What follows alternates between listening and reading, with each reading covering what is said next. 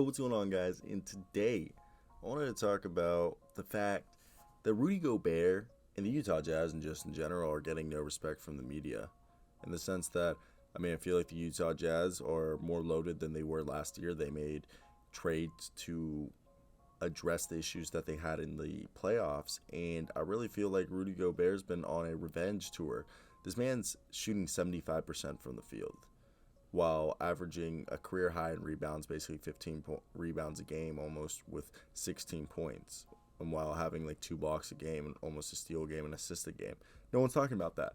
And as a whole, you could argue, I know Donovan Mitchell's the one who gets the most spotlight, but you could argue Rudy Gobert is the best player on this Utah Jazz team. Like, if Rudy Gobert wasn't on this team, the Jazz wouldn't be as good.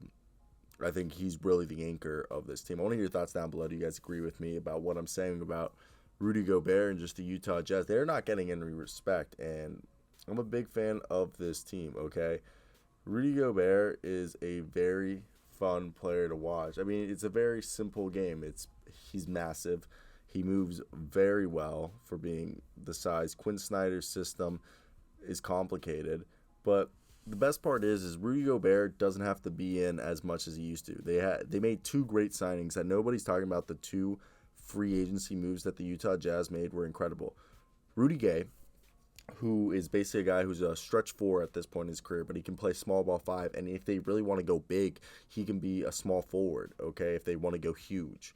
And the other one was Hassan Whiteside, who Hassan Whiteside is playing like the Portland Trailblazers version of himself. First off, he should have stayed in Portland. He literally had a career renaissance in Portland. But Hassan Whiteside, he comes in for 15 minutes a night and literally gives them 7 rebounds, 2 blocks a game, and a few points while shooting 60% from the field, 8 points a game, 7 rebounds, and 2 blocks a game, while just playing 16 minutes a night.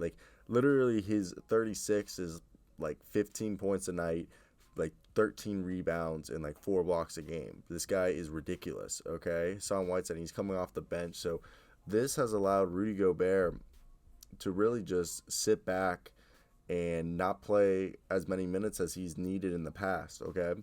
And it's pretty phenomenal because the Utah Jazz now are able to always have the interior of the defense just guarded, and then they're able to use everyone else to guard the perimeter, where the perimeter, Royce O'Neal has been doing a great job there, so has Mike Conley and Donovan Mitchell, but Rudy Gay has helped out there by being able to come in when Boyan, or if they want to take out Donovan or Mike Conley and go a little bit bigger, they're able to go Rudy Gay, Royce O'Neal, Rudy Gobert, and either Mike Conley, Donovan Mitchell, Joe Ingles.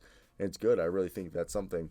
And it's just this versatility of this roster and how efficiently they score. Like tonight, they beat the Charlotte Hornets while shooting under 40% from the field and under 30% from three. Not a lot of teams are able to do that, but they're able to do it because they're so good at rebounding and moving the ball.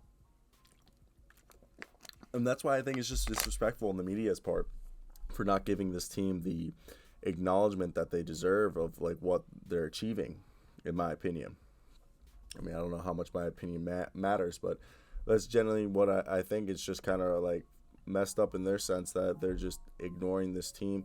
I understand that it's Salt Lake City, which isn't the biggest market in the world, but still I feel like it's pretty disingenuous on their part because it's sports journalism. We're trying to highlight everything. This team has one of the best records in the league, but also in their conference. So, and that they're not last year, it was a revelation, and they're continuing to do it again. And everyone's just oh, the Utah Jazz are doing it again. But I feel like this is a team that definitely, come playoff time, a lot of teams will be surprised by how loaded and how versatile they are and how well coached they are. Because right now they're testing out things. This is what the regular season is, okay?